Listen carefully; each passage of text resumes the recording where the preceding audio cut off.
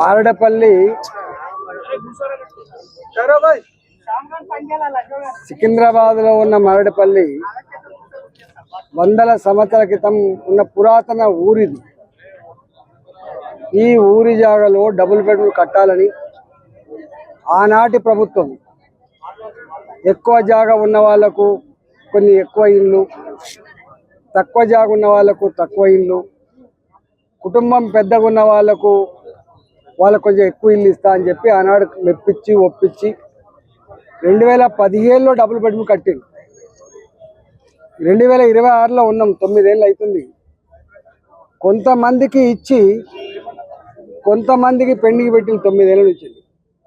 దానివల్ల ఏ లబ్ధిదారులు అయితే ఇవాళ ఇళ్లల్లో ఉన్నాను బయట కిరాయికుండి నానా అవస్థలు పడుతూ ఉంటే, నేను ఎన్నికలప్పుడు వచ్చినప్పుడు ఈ బాధ చెప్పిండ్రు. నేనన్నా ఎన్నికలు ఉన్నాయమ్మా, ఇదంతా అయిపోయిన తర్వాత మీకు చేసి పెడతా అని చెప్పిన. కానీ ఒక ఎంపీ అన్నా ఈ ప్రభుత్వానికి మర్యాద లేదు, గౌరవం లేదు, పట్టింపు లేదు. ప్రజాప్రతినిధులన్నా పార్టీలన్నా పట్టింపు లేదు. ఇంత దిక్కుమల్ల ప్రభుత్వాన్ని ఫస్ట్ టైం చూస్తున్నా. ఇవాళ నిజమైన లబ్ధిదారులు ఎవరో ఎమ్మెల్యే సెలెక్ట్ చేయడు, నిజమైన లబ్ధిదారుడు ఎవరో ఎంపీ సెలెక్ట్ చేయడు, కార్పొరేట్ సెలెక్ట్ చేయడు. నిజమైన లబ్ధిదారులు ఎవరో ఆనాడు ఆ ప్రభుత్వ యంత్రాంగం, ఆనాడు ప్రభుత్వంలో ఉన్న వాళ్ళు ఏం రాసిచ్చిండ్రో, ఏం మాట ఇచ్చిండ్రో దాని కొనసాగింపుగా ఉన్నటువంటి అధికారులు ఇవాళ మళ్ళీ రావాలి, వచ్చి ఇవన్నీ ఎంక్వైరీ చేసి ఇవ్వాలి. కానీ ఇది ఎమ్మెల్యే గారి ఇష్యూ, ఇది ఎంపీ గారి ఇష్యూ అని మాట్లాడడం అంతకంటే తెలియదక్కువతనం ఇంకోటి లేదు.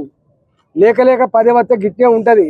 నేను 25 ఏళ్ళ నుంచి ఈ వ్యవస్థలో ఉన్నా. నేను బుద్ధి జ్ఞానం ఉండాలి వీళ్ళకు ప్రభుత్వం వెంటనే. నేను స్వయంగా ఈ జిల్లా మంత్రి గారితో మాట్లాడినా, హౌసింగ్ మంత్రి గారితో మాట్లాడినా, హౌసింగ్ ఎండి గారితో మాట్లాడినా, అనేకసార్లు చెప్పిన.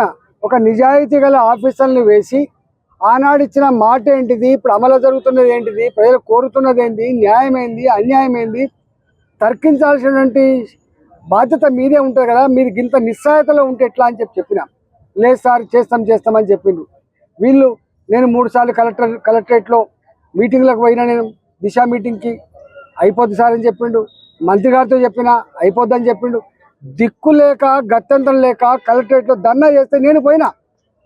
నేను మాజీ మంత్రిగా ఉండి కూడా, ఇంత సీనియర్ లీడర్ అయ్యి ఉండి కూడా పోయినా. ఎందుకంటే ప్రజలు చూస్తూ ఉంటే బాధ అనిపించింది కాబట్టి పోయినా. నేను పోవద్దు వాస్తవం కలెక్టరేట్ ధర్నా గారికి, కానీ పోయినా. నేను పోయినప్పుడు ఆనాడు జేసీ గారు జనవరి 2వ తారీఖు లోపు మొత్తం చేస్తాం సార్ అని చెప్పింది. కాకపోతే మళ్ళీ పొన్నం ప్రభాకర్ జిల్లా మంత్రితో మాట్లాడినా, అయిపోతుందని చెప్పిండు. ఇవాళ గతి లేక గత్యంతరం లేక ఇంత దిక్కుమల్లిన ప్రభుత్వానికి చలన రావాలని చెప్పి వీళ్ళంతా కూడా ధర్నా చేస్తున్నారు. ఇవాళ నేను కూడా సంవత్సరాల కాలంగా అనేక ప్రయత్నాలు చేసి ఇవాళ అమలు కాకపోవడం వల్ల ఇవాళ నేను విత్డ్రా చేసుకోమంటే కూడా విత్డ్రా చేసుకునే పరిస్థితి వచ్చింది. వ్యవస్థల మీద పూర్తిగా విశ్వాసం పోయే పరిస్థితి వచ్చింది. కాబట్టి నేను అంటున్నా, గవర్నమెంట్ కనుక ఈ పనిని వెంటనే చేయకపోతే కనుక వీళ్ళు అనుకుంటారు ఇది 200 మంది మీకు కొడితే కొట్టోళ్ళు కాదు, వాళ్ళు తిరిగితే తిట్టోళ్ళు కాదు అనుకుంటారు. కానీ వాళ్ళ ఉసురు తగిలి ప్రభుత్వం పోతుంది. ఆనాటి ప్రభుత్వం గిట్నే వేధించింది, వాళ్ళ ఉసురు పోసుకుంది, నాశనం అయిపోయింది. ఇవాళ ఈ ప్రభుత్వం కూడా వాళ్ళ కన్నీళ్లకు వాళ్ళ ఉసురు తగిలి తప్పకుండా పోతుందని చెప్పి వాళ్ళు శాపనార్థాలు పెడతాను. నేను వెంటనే ఇది ఎమ్మెల్యే గారి లిస్ట్ ఇచ్చిండు, ఎంపీ గారి పిచ్చి మాటలు బంద్ చేసి నీ కలెక్టర్ని, నీ ఆర్డీఓని పంపించి ఎంక్వైరీ చేయించి నిజమైన లబ్ధిదారులలో ఏమని చెప్పి నేను డిమాండ్ చేస్తున్నాను. साहब अभी तक 40-50 बार इंक्वायरी हो गया, अभी तक कई बार